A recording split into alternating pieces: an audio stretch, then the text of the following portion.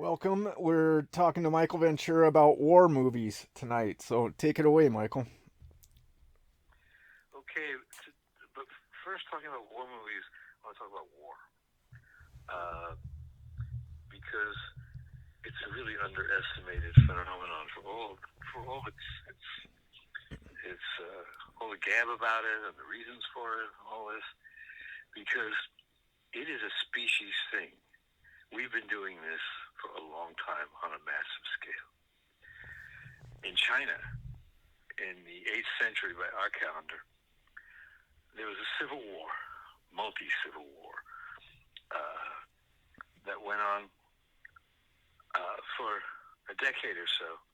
And remember, without cannon, without guns, with the weapons before firearms, 35 million people were killed, crippled, or displaced in a matter of about 10 years.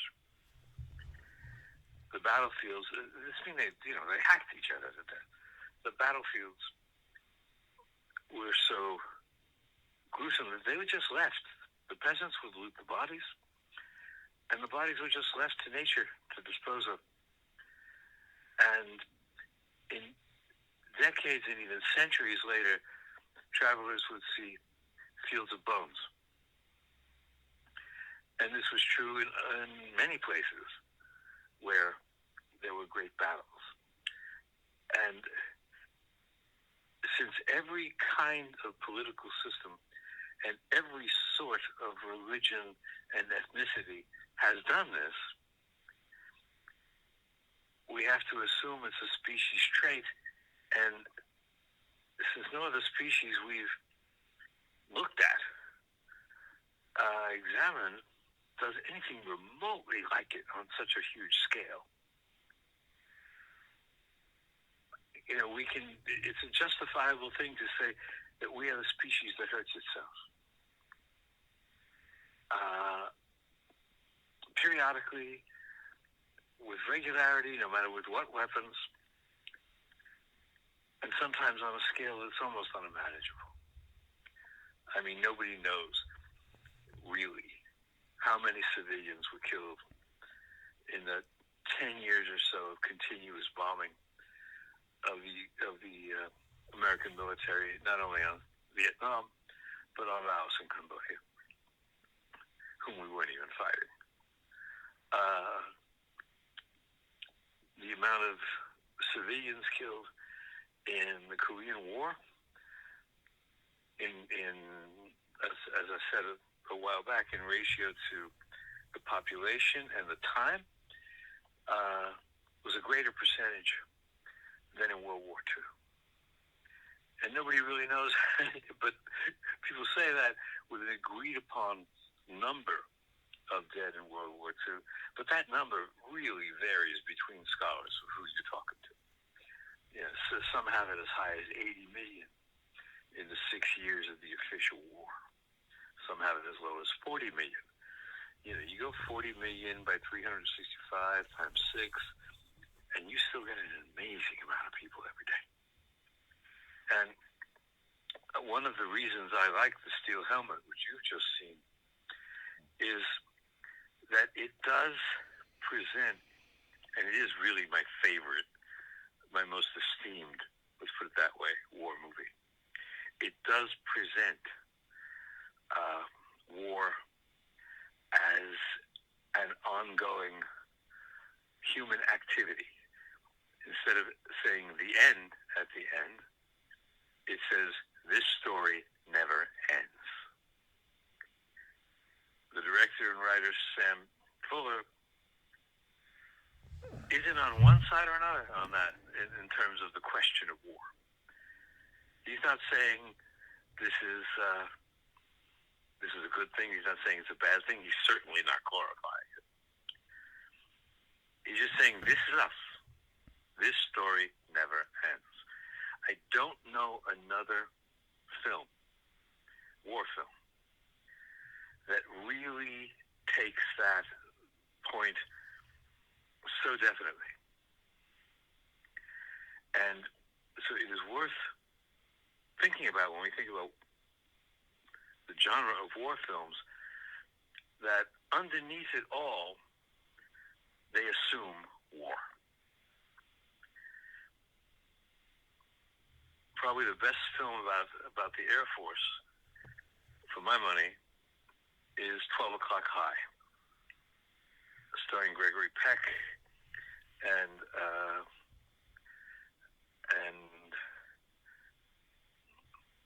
wait a second, I'm consulting some notes here. Made in 1949 by a very good director, Henry King. And it was about a bomber squadron, American bomber squadron in England. Now, the casualty rate of bomber squadrons was enormous. If a bomber crew went 22 missions, they could go home. But 22 missions, when you're losing many bombers a mission normally, is an incredibly harrowing thing. 12 O'Clock High, you watch men, not in a big melodramatic way, but they just break. Even the stern commander, played by Gregory Peck, who comes in to replace a commander who is cracking up, even at the end, not in a cowardly way at all, not in an hysterical way, he is going to lead the mission, and somehow he can't get into the plane. His arms won't haul him up through the compartment and into the plane. He just can't do it. It's a psychosomatic thing, but it's real. And they lead him off the field, not in shame. They just get it. They get it. Now he can't do it. Now we need somebody else to go through this. A film that makes that bomber situation very vivid, although there's a lot about the film I don't like, is The Memphis Belle, made, about 30 years ago. And you see the bombers dropping out of the air. And it is and the various kinds of wounds people are sustaining in the bombers, those are B-17s. And you see the danger, but what is assumed in these pictures, 12 O'Clock High, Memphis Belle, is that you're dropping a lot of bombs on cities and bridges and factories, and you're killing a lot of women, children, men. And that situation was going on before the words collateral damage just sort of justified this kind of thing. But that's what was happening. And the assumption that it was necessary, the assumption, and I'm not coming down on either side, I'm just saying an assumption was made that this is necessary, this is had to do, this is moral, this is right. We have to do this to win this war. And what it did to people afterwards who were doing it, who were dropping the bombs, in that era, didn't count, wasn't even looked at. So you have this phenomenon of war, that the war film as a genre absolutely takes for granted, and almost nobody deals with what's going on. Basically, and I'm impressed by this actually, the good war movies accept that this is insane. We're doing something, but this is insane. Now, the causes of war, you can read book after book after book after book. Economic causes, this cause, that cause. All we know is that war is pretty constant of behavior. Leo Tolstoy wrote his magnificent novel, War and Peace. He was trying to see if there was a reason for war. He said, you cannot blame the Napoleonic Wars on several people like Napoleon and the Tsar of Russia and a few others who actually didn't do any killing or hurt anybody physically right there. You can't blame it on them that hundreds of thousands of people, men, left their occupations, left their farms, left peace to join up and slaughter each other. That's too huge a phenomenon to blame on him. Napoleon told me to do it. And so he concluded, we don't know the reason for war. And it's interesting to me how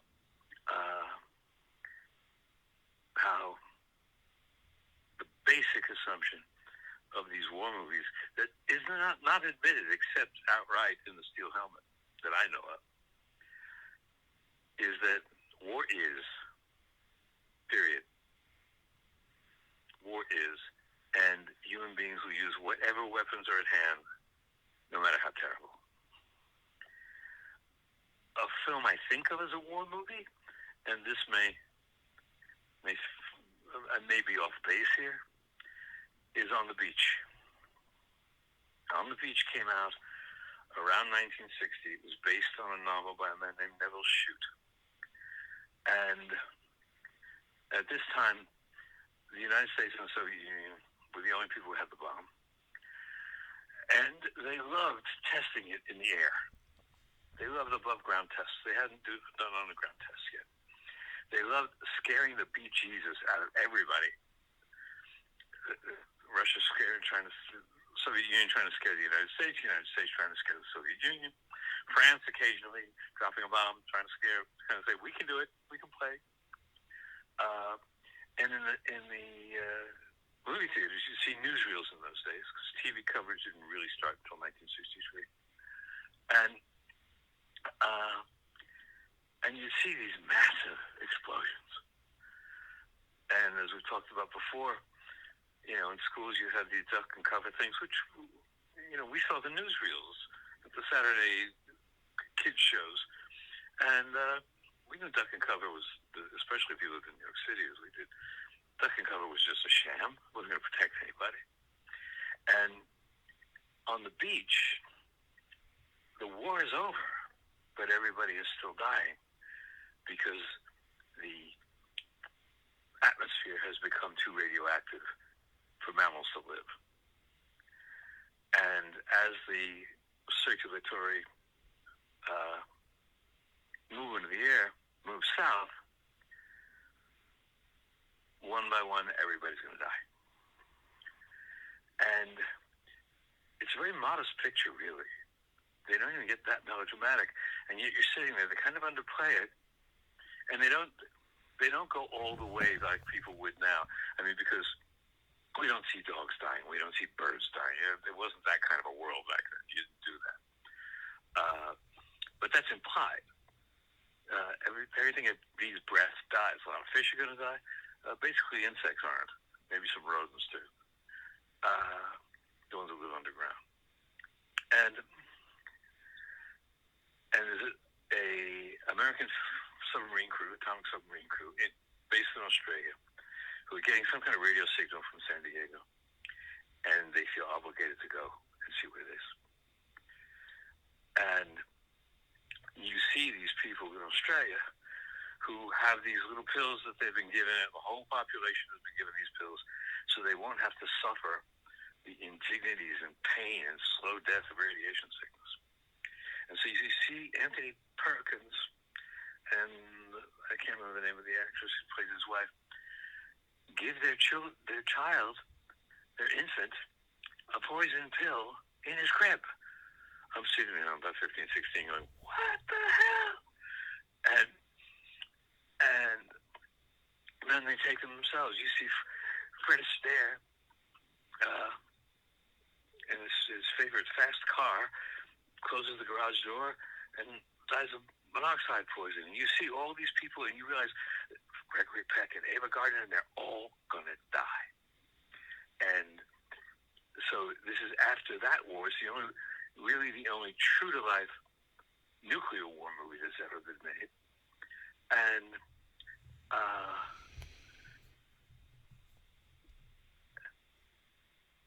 it makes this point very, very vividly.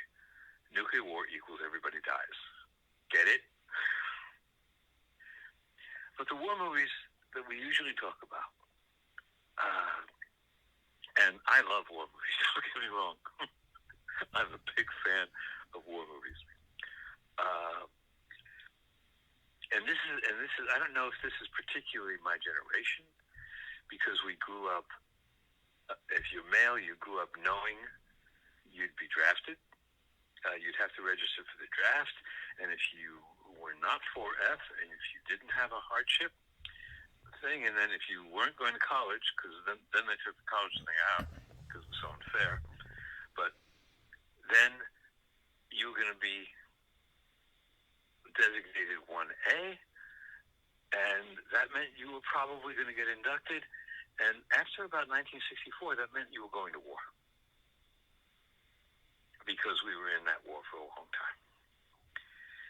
And the draft day, if you were just, all you had to do is be born. And if you were male, you had the awareness that your country was probably going to ask you to go to war. And you were going to have to make a moral decision about going or not going. Not going meant going to jail. Not going meant a lot of problems.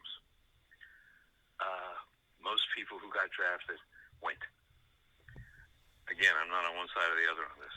This is just the situation that went on. And we had whatever reason, the government told us, we have a great big stake in this war. We have to go kill North Vietnamese people. A country that had done nothing to us. With the bomb Cambodia, et cetera, a country that had done nothing to us. But the main thing was the basic war fever was so easy to sell at first. As people looked more closely, mainly because of TV, because there wasn't any censorship. TV, people could go anywhere and do anything in that war. If you got there, you could film anything.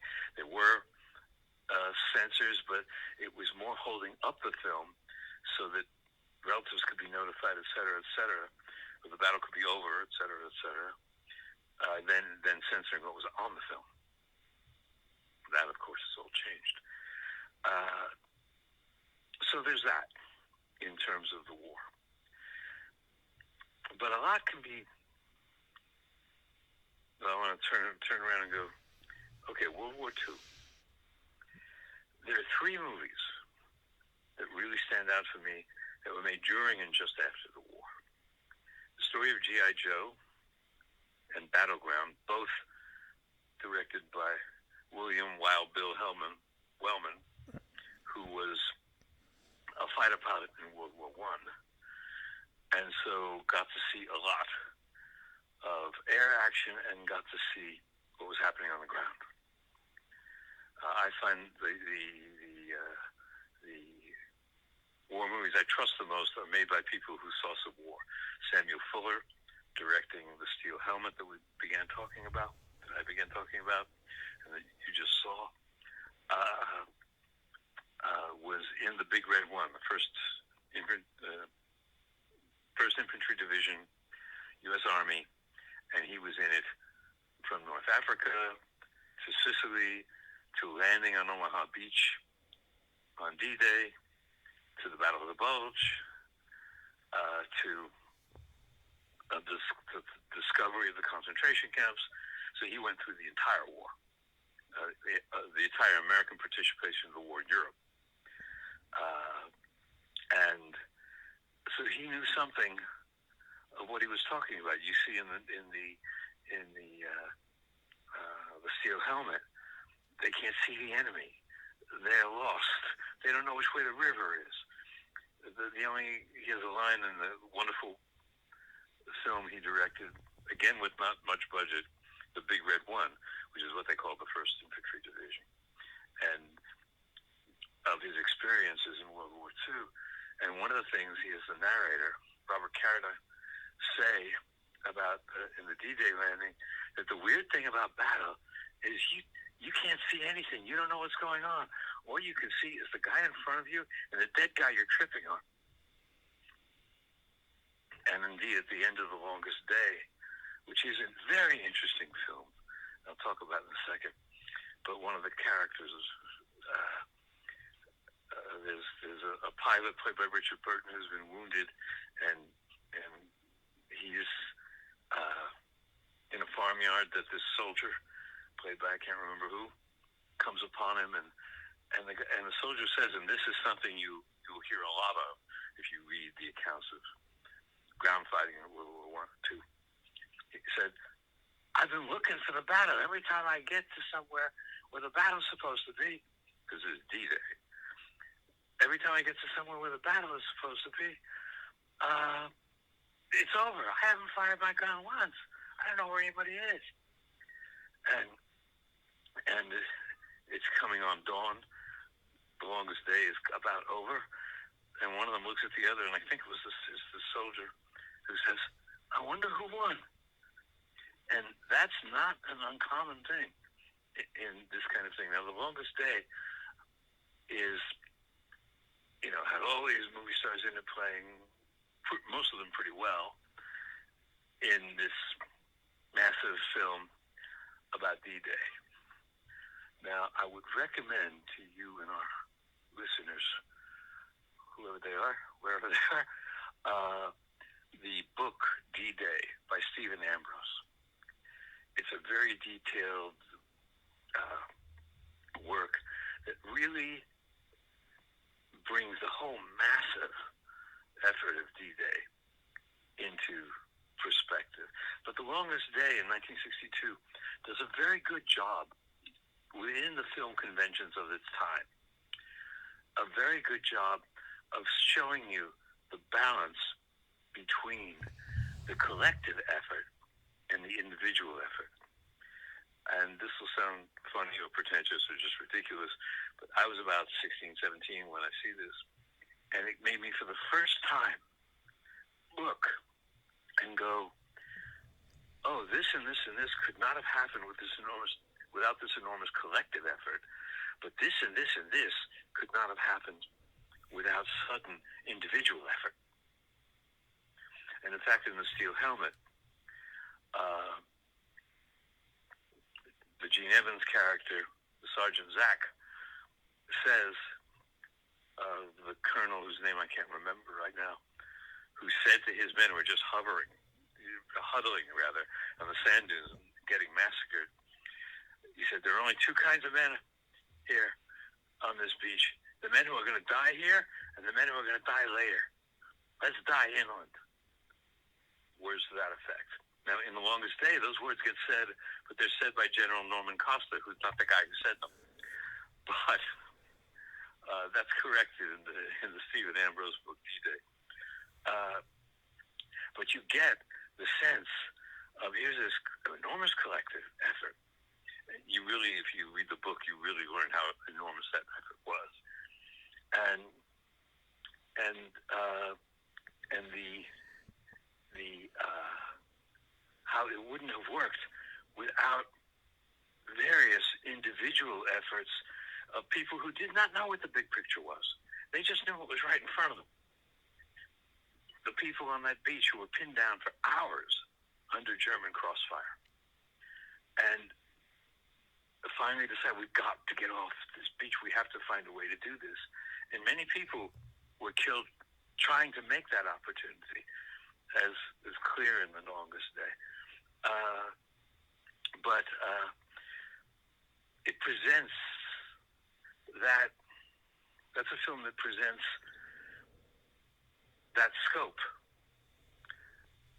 And in the 70s, you have A Bridge Too Far also presenting that scope of a battle, a whole military operation that lost, that didn't get its objective. And from that point of view, of the ultimate winners who lose this battle, it one botch up from start to finish. They make it kind of elegant in the movie, and it's the last movie that has all the movie stars that anybody can find and put them into one picture. They never did that again. Uh, is it anything? Oh, I was going to go to World War II. Okay, just there are three movies.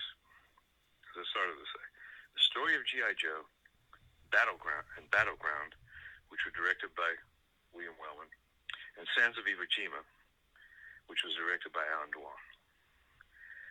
The Story of G.I. Joe was released during the war. Battleground and Sands of Iwo Jima were released in 1949. GIs, veterans, loved The Story of G.I. Joe and loved Battleground. You get the American GI, the draftee of that war, not glorified, not gung-ho, dying to be a civilian again, no pun intended. And it's very humble filmmaking. And in fact, if you know some of the history that Battleground is based on, the big ambush they get into, and what happens when this one guy just suddenly kind of goes crazy and starts the counterattack by himself, basically, and lives to tell about it. Got a Medal of Honor for it in real life. And the guy says, as he's being hauled away on a stretcher, wounded, what got into me? Don't let me ever do something like that again. And actually, the ambush and the military situation was worse than the film shows. It's like William Wellman, the director, said, no, we got to tone this down. It's just going to look like Hollywood Hulk if we show how bad this actually was. We got to make it more believable because the reality is not believable. And then there's Sands of Iwo Jima. And as you know, your grandfather was there. And Sands of Iwo Jima takes on this very interesting turn at the end. Because you've got John Wayne as the platoon sergeant, getting these Marines into shape to do this, getting them through the worst of the battle. And it's this John Wayne hero thing. And it's Jeffrey Hunter again. No, it's not Jeffrey Hunter. It's the guy who reminds me of Jeffrey Hunter. He's earlier than Jeffrey Hunter. The Jeffrey Hunter-like guy, who's the one that John Wayne is sort of focused on to make him more of a leader. And the flags have just gone up on Suribachi. The flag has just been up in that classic pose. And they're sitting there, kneeling up, smoking a cigarette. And suddenly John Wayne is shot as he's lighting his cigarette. And he falls face forward in the mud by a sniper, shot by a sniper. And his squad looks at each other, and they're not, oh my God, oh my God, oh my God. They look at each other, what they've been through so far in Iwo Jima. And the corporal, who's the guy he's been focusing on, just says something to the effect of, saddle up, we got to go. And they leave John Wayne lying in the mud because it's somebody else's idea to pick up the dead. It's somebody else's job to pick up the dead. And it was a very unusual statement. John Wayne had become a big star and a big hero kind of star. And it's a very unusual statement to saying, look, the heroes get it too. It made it just absolutely crystal clear. Anybody can get it. And it brought the war home that way.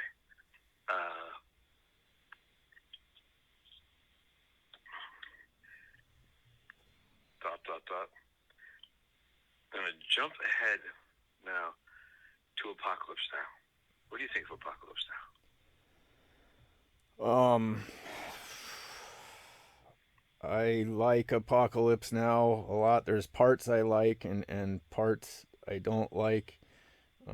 I think that there's things that don't quite connect in it, in the just in the schematic of the story that don't connect. Mm-hmm. Um,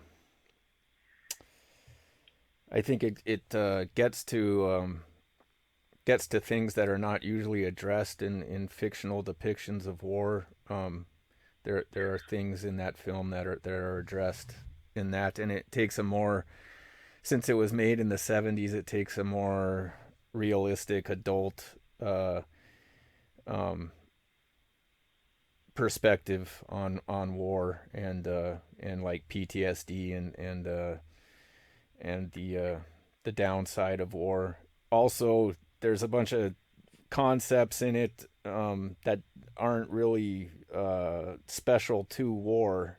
So it kind of goes beyond the war genre. But yeah, I think that the especially the whole Duvall character and that kind of Mm-hmm. bellicosity Mm-hmm. and aggressiveness. I don't think uh, that has ever been that had ever been really explicitly explored in a war movie. That that I agree. that kind of it could have been. I don't know, but the way that one man's personality can really affect a bunch of other people, and I mean you could Mm-hmm. say the Kane Mutiny was like that too. But yeah, that's what I think about it. Did you see his more complete version of it? Was Yeah, Apocalypse Now redo? yeah, I did. Yeah, I think that's a much better movie than the original one that was released. Uh, but both of them, they ride on the realization, especially of this particular war, because it was so surreal, that this war is crazy. A kind of craziness war. People were there called it the Rock and Roll War, uh, of just surreality. This can't be happening. This is happening. What the hell? Which is much like the feeling that's never been really expressed to my satisfaction anyway in films about World War One. That just the rampant insanity of the whole thing. And I don't think any picture gets it better than Apocalypse Now that I've ever seen. yeah. But it's I don't think that. in Go ahead. you know that it somebody, not me, I wish it was me, had written when the Deer Hunter came out, when Platoon came out, uh, that these were stories of American soldiers, and that wasn't the whole war. And the tragedy of the war wasn't that American soldiers were killing themselves or killing each other. The tragedy of the whole war was this massive, insane thing on all sides that that, and you get the feel in Apocalypse Now that we knew, we being the commanders, and now this has been proven historically, unearthed documents and everything. We knew we couldn't win. We just didn't know how to lose, and both the Democratic and the Republican administrations could not bring themselves to just get out. They wanted to win. Finally, Congress ended that war by cutting the financing, gradually cycling the financing of it, until it was clear the United States just had to leave. But the Apocalypse Now, especially the director's cut, I guess you call it, is an achievement that way. You really get the sense of this is crazy, this is crazy. Yeah, Where in the most of the other war pictures we've talked about, the people aren't going crazy. Maybe somebody is going crazy, and somebody's running or somebody's breaking, but basically everybody's kind of sane. even if they're sort of grimly saying. Gene Evans has his moments of losing it in the steel helmet, but he's got his head on his shoulders. He looks around. He knows where he is. He knows how to do what he does. And the other people with him, and something to talk about the steel helmet also. Here you had James Edwards playing the black medic without any kind of sense of inequality from the camera. The camera is treating this character exactly with the same equality as it's treating the other characters. And you had, I believe the guy's name was Richard Liu, playing the Japanese American, and you have the dialogue of that Chinese major who's trying to mess with their minds, the prisoner of war, and ask him, why are you even doing this? Look at how they treated you in the country. They put Japanese citizens in prison camps. So why are you here? And the guy said, when the major says something like, the Chinese major says something like, how can you fight for them and then go back there? And the Chinese sergeant, the Japanese American sergeant rather, says, that's our business. I think that was one of the best lines of the film. But there's the director and writer Sam Fuller puts all this American societal stuff into the natural dialogue of what's going on. And that was 1951. It was, by the way, the first American film about the Korean War. The Korean War was just starting. It had really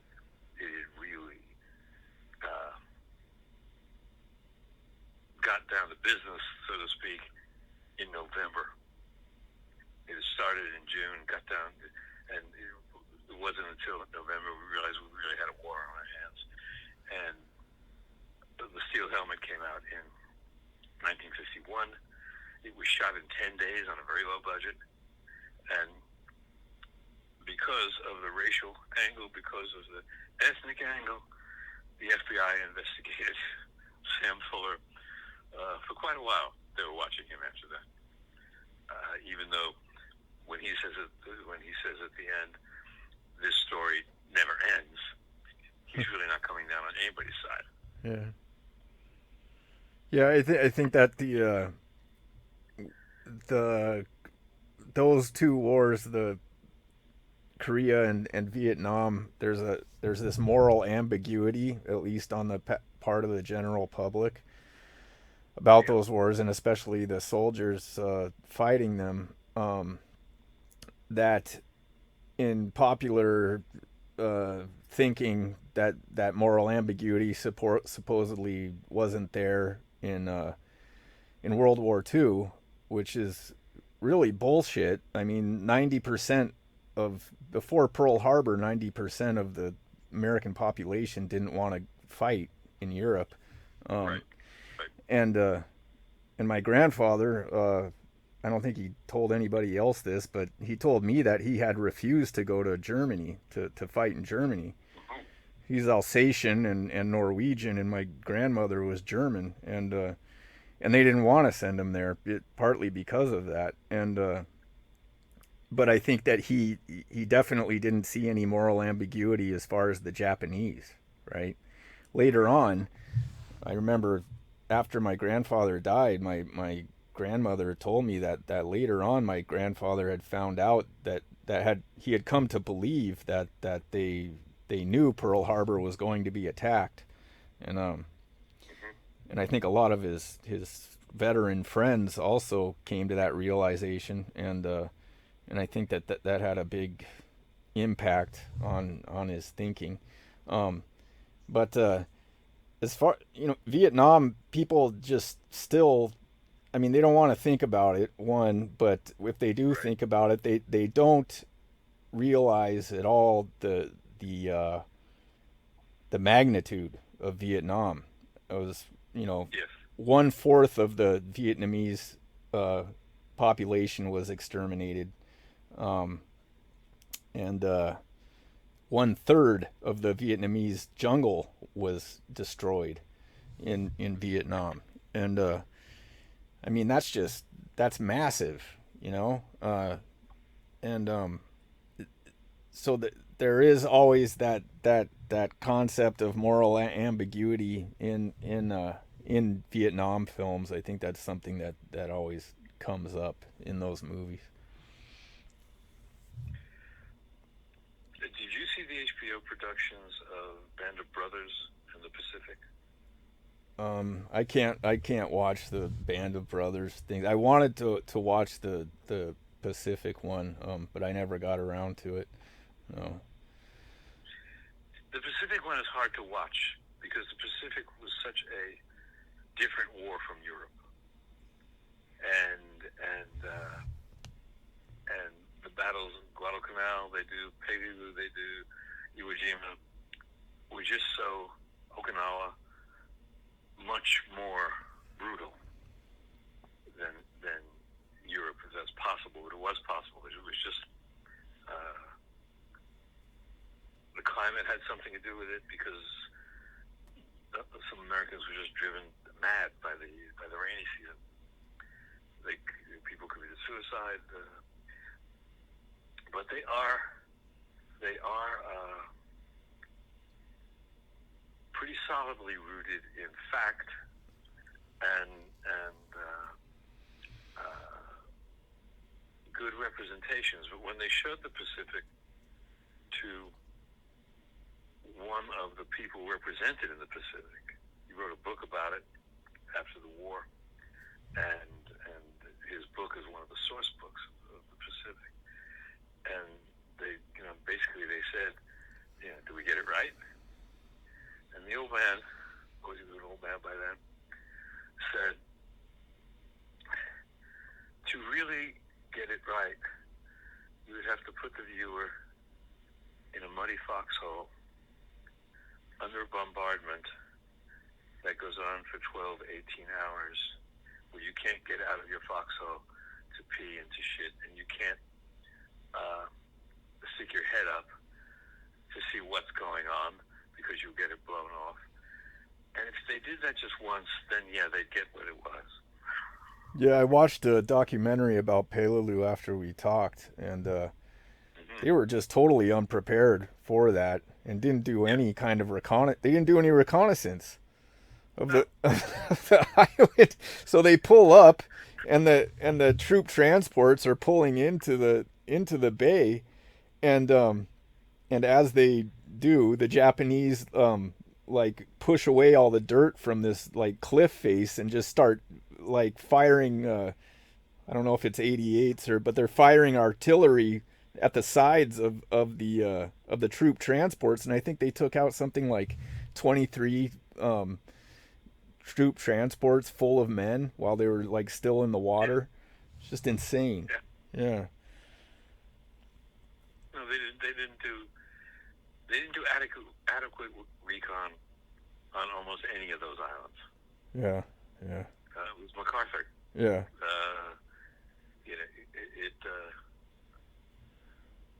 that's where you go through the Pacific War and that series. I've watched Band of Brothers a couple of times, but I watched the Pacific just like one and a half times. I can't do this again. Yeah, it's grueling, man. Yeah. Yeah, I there's a lot of weird stuff about the whole European campaign, and how much it had already been settled by the time that they hit the beach there, and just that whole thing is it's just so anything about that whole campaign is just so full of it's just so hard to get to the truth about the whole war in Europe, and I mean, like the whole invasion of France, and it's like half of France just welcomed the Germans into France, but it's always portrayed Mm-hmm. like, you show all these sad French people in the street, and it's like half the population wanted them to invade, but yeah, so I have a hard time with the whole European campaign thing, and and just any war movie that where it's they're where they're just portraying the enemy as like the ultimate evil or something, you know. And I was Yes, gonna bring no, up I have a the hard time with that as one well. of my favorite Vietnam movies, and it's pretty much totally forgotten, is Oliver Stone's movie about not Platoon, but the I forget the name of it. It's called like Heaven and Hell or something like that. It's about a Vietnamese girl, and it follows her from her being a teenager in her village, and the like a platoon coming into her village and destroying it, and then she ends up in Saigon, and an American soldier marries her and brings her back to America, and he's got like horrible PTSD and everything, but that's a great movie. I forget what it's called. I never even heard of it. You don't remember that movie? I didn't know it existed. I never saw it. I've never heard of it. Yeah, it's a very very good movie. Let me try and look it up. Yeah, not many people know about it at all. I think it might have gotten bad reviews, but I thought it was very good. I'd be very interested to see that because I mean that sounds like a story that needed to be told. Yeah, definitely. I think that was his intention, Have, you know, it to went totally under my radar. They couldn't have been much PR about it. yeah, I I mean, think not that you hear about it. that was his intention. I think to give that side of the story, Heaven and Earth. It came out in Heaven and Earth. 1993. Well, that's after I was a film reviewer, but I should have still heard of it. Heaven and Earth. I'll look for it. But I was going to ask you too. What did you think of the TV show Combat? Oh, I'm glad you brought that up. Uh, I I thought it was most episodes. I thought were quite good Yeah. in the sense of they got the GI. They did not treat the Germans as subhuman. It was produced, the people behind it were of the war generation and the Korean War generation. I thought it had a lot of integrity. Nobody was a big hero. It had good directors. Sam Peckinpah directed some of those, and others that names that people would recognize.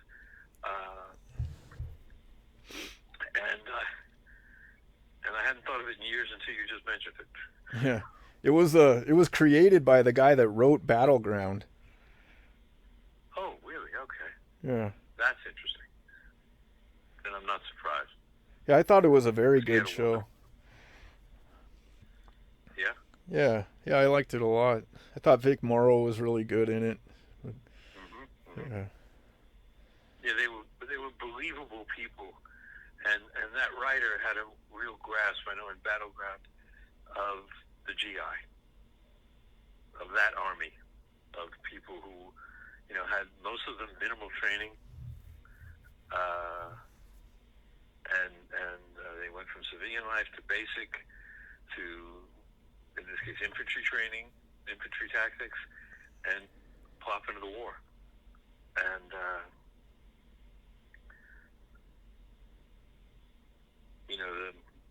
the GIs who came up with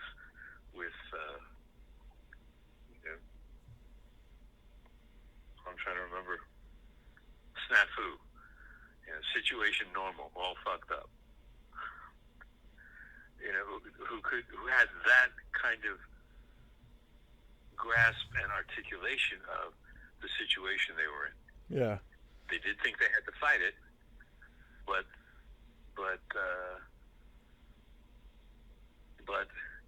the situation was snafu. It was a very common word for things. Not to mention foobar, fucked up beyond all recognition. Yeah. What did you think of Born on the 4th of July? I got to admit, I never saw it. Really, Yeah, I think it's a Tom pretty Cruise good just doesn't movie. do it for me. Yeah, I thought he was pretty good in it actually. Yeah, I But you know, it's entirely possible. I saw him in a movie I like called Magnolia. You know, I don't mean he can't be a good actor. yeah He's good at what he does, but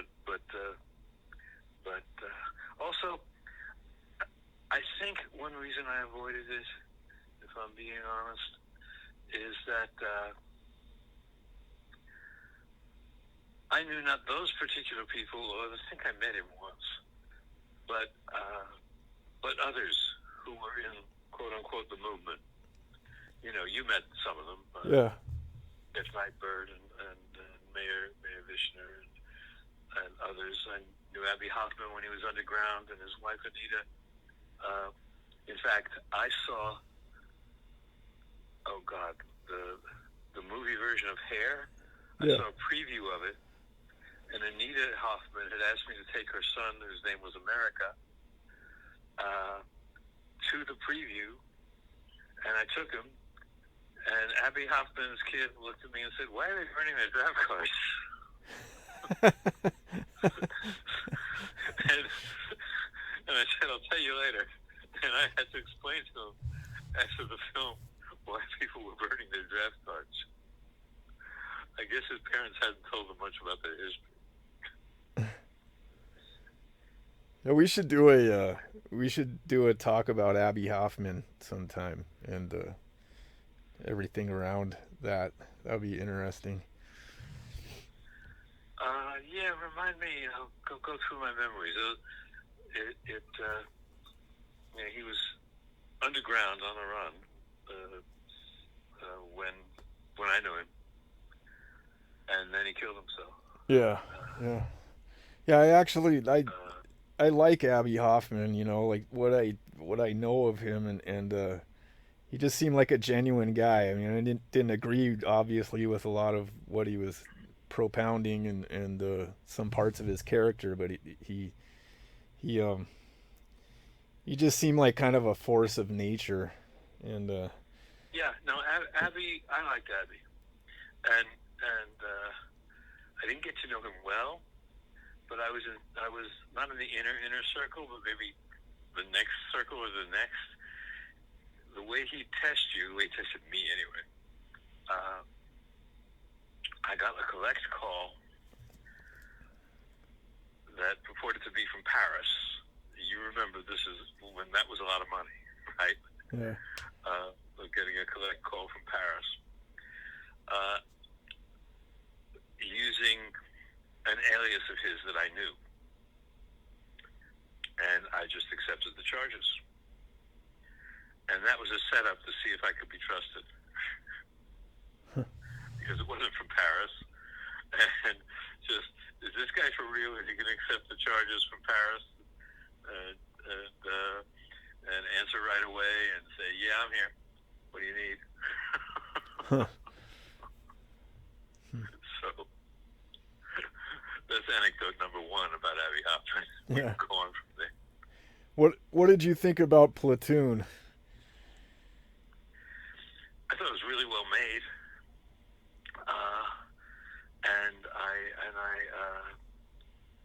and there was something I just didn't like about it, Yeah, me too. and I'd have to go back and watch it again to see what I didn't like. But I thought there was something basically missing in the writing about the characters, Yeah, yeah. and they just didn't get off the screen for me. I didn't believe.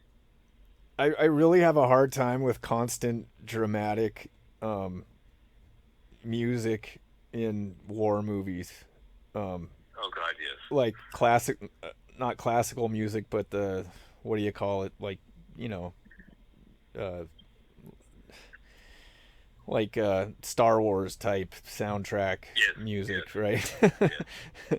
Where it's just a constant like, oh, how sorrowful and how terrible and oh my god, and it's just like overly dramatic and like that scene where Willem Dafoe gets shot and he's holding his hands up to Mm-hmm. the sky. It's just too much, and yeah, I just couldn't buy it, and I couldn't buy Charlie Sheen and And I think the best part of that movie is Tom Berenger, but even that part of it is not really.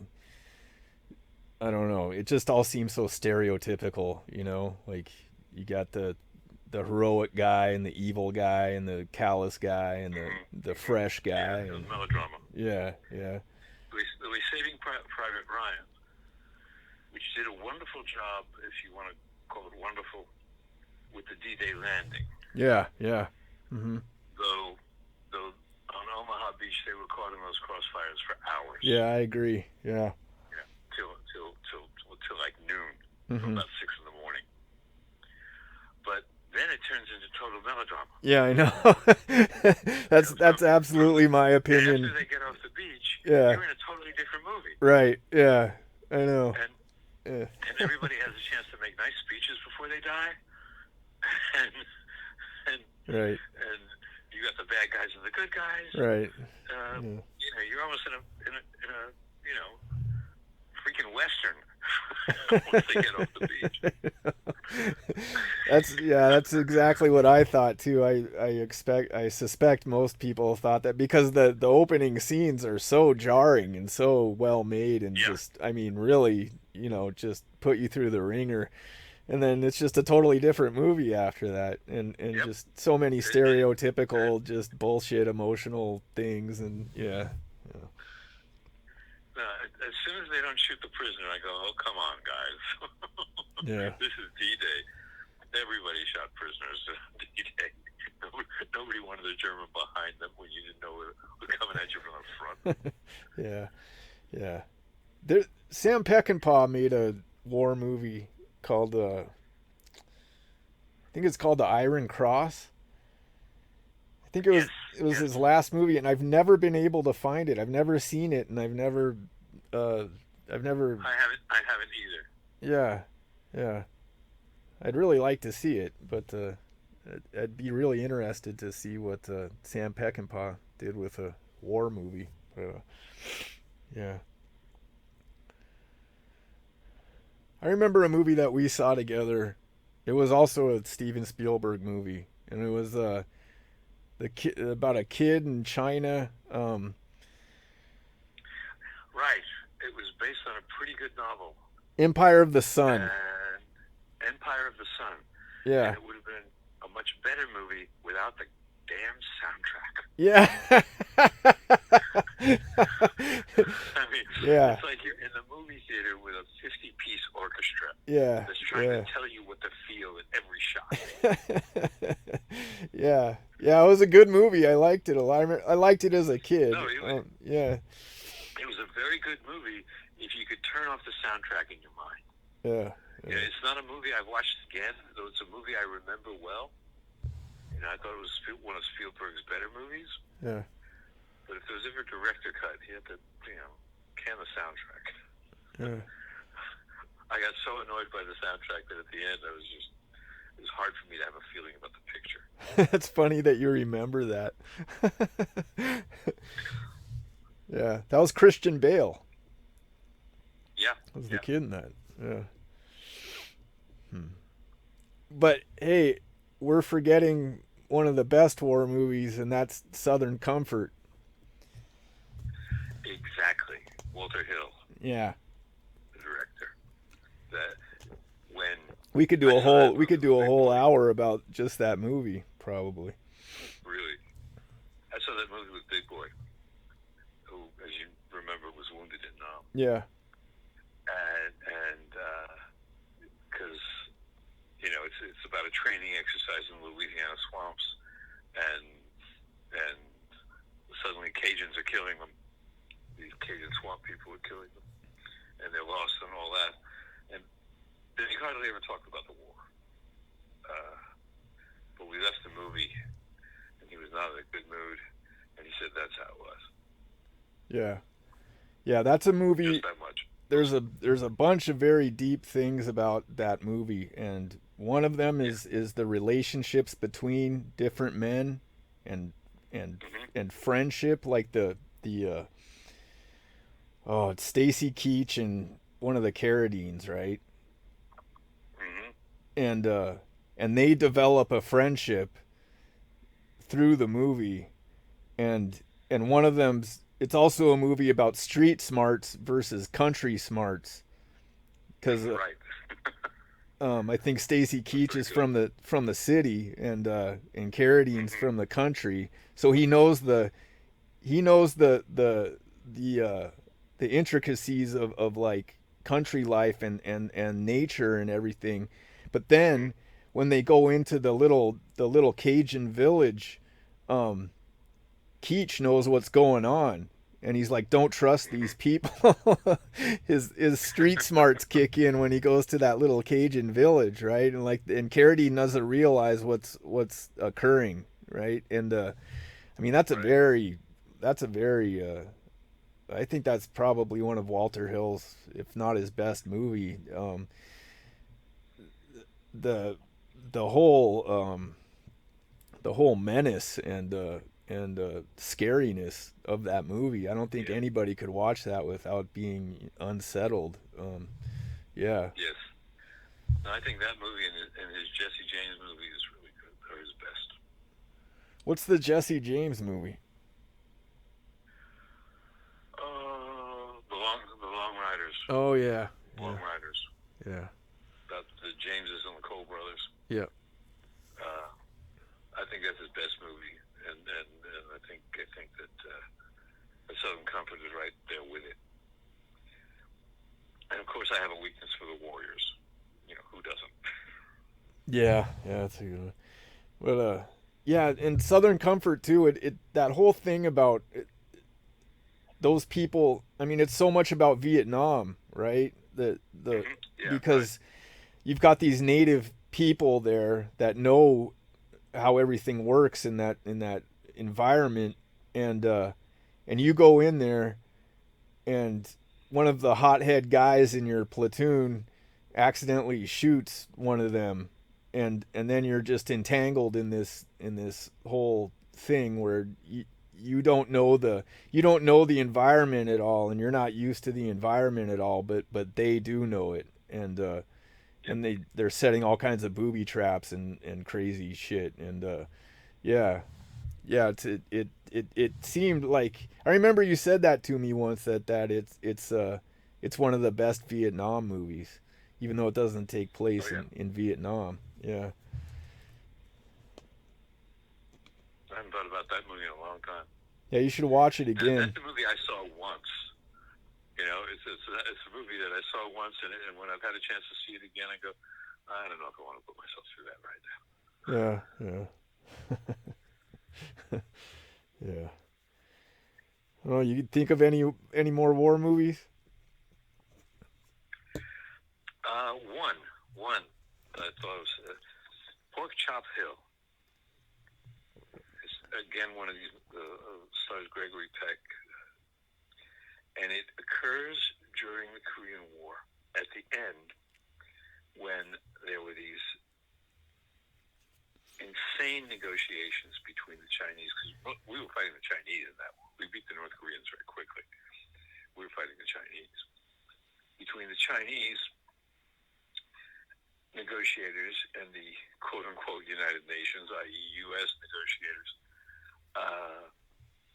and the squiggles on the map.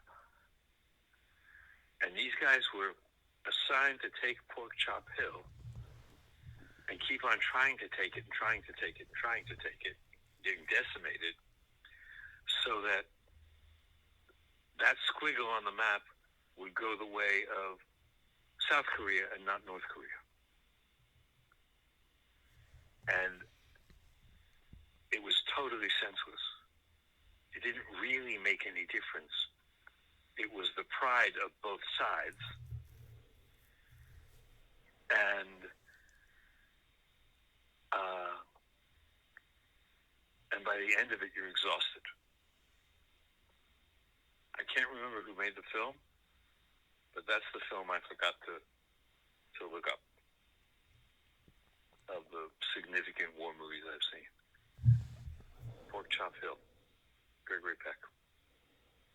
I believe in the 60s. Did Gregory Peck, was he in the army? don't know. He'd be the age, but I don't know. Yeah, I vaguely remember that he enlisted, I think. But yeah, I was thinking of how he was in all those movies, and then he was in Man in the Gray Flannel Suit, and Mm-hmm. Mm-hmm. and how that Gentleman's agreement. yeah, Mm-hmm. well, how great Man in the Gray Flannel Suit is very much about the war too. Um, Mm-hmm. but yeah, yeah. Well, why don't we stop there then? Okay, Okay. all right.